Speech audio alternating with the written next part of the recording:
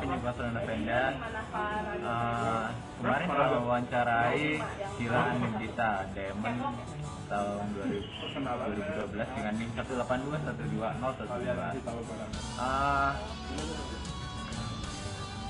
Saya mewawancarai bersama teman saya Hilda, lalu habis itu ada Tangga, Rio, dan Raihan.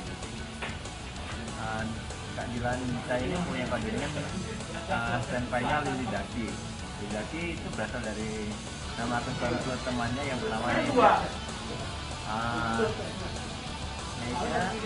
Kak Nesya dan Kak Dila pernah collab nyanyi bareng di Bogor. Karena itu semenjak saat itu dia dipanggil standby. Menurutnya itu adalah sebuah clue yang mudah ditebak. Untuk divisi di HMF, dia pernah menjabat sebagai DPP Intrakampus dan Marketing. Untuk alasannya DPP karena dia dipilih. Lalu setelah itu dia pindah ke Intrakampus karena dia lebih aktif di PSM. Setelah itu karena di PSM aktif di bagian marketing, pada saat itu Kak Dila selalu di divisi marketing sampai akhir di HMF.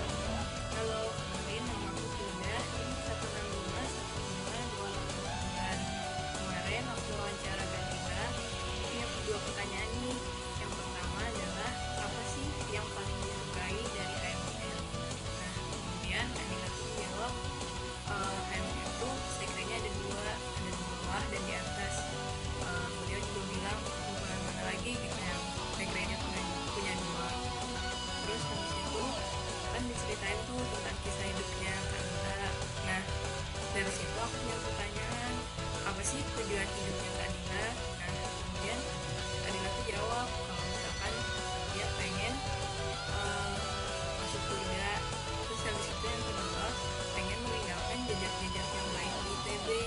Jadi setiap kegiatan yang dia lakukan itu harus sesuai dengan tujuan yang ingin dia capai gitu. Jadi ketika ada kesempatan yang tidak sesuai dengan itu, lebih baik tidak usah diambil. Jadi yang saya tanyakan ke Kak Dila adalah tentang pengalaman paling WTF selama di HMF. Yang dia jawab adalah ketika pertama saya masuk bahwa himpunan ternyata tidak sesuai apa yang diharapkan. Dia berharap sesuai hal yang wow, yang tinggi dan sebagainya, tapi yang dia dapat ternyata menurut Kak Dila sendiri gitu-gitu aja.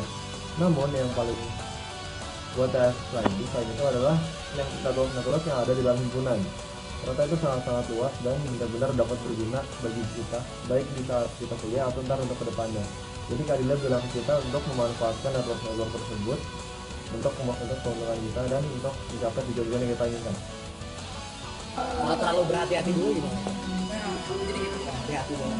Orang-orang punya tendensi risiko yang beda-beda.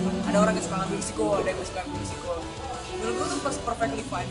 Pasti kan ada momennya saat lu merasa ngambil terlalu sedikit kegiatan dan lu merasa gabut. Itu mungkin little failure. Atau lu ngambil terlalu banyak, akhirnya lo stres. Itu juga failure gitu. Nah itu baru lo belajar kan. Akhirnya lo tahu mau gue tuh di sini tengah-tengah.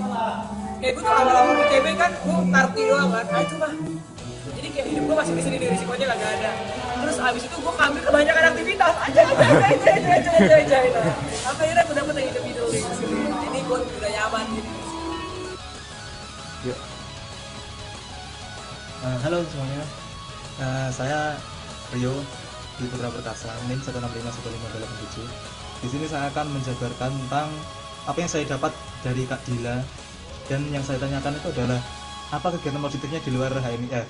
Nah, Kak Dila ini menjawab bahwa dia itu pernah dulu menjabat sebagai ketua PSM juga.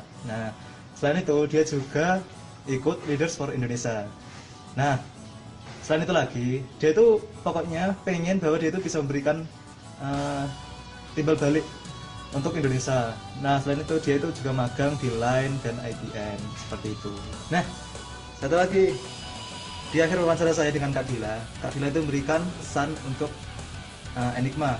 Salah satunya yaitu esensi dari tugas dan menyelesaikan tugas itu. Sip. Choose your own way.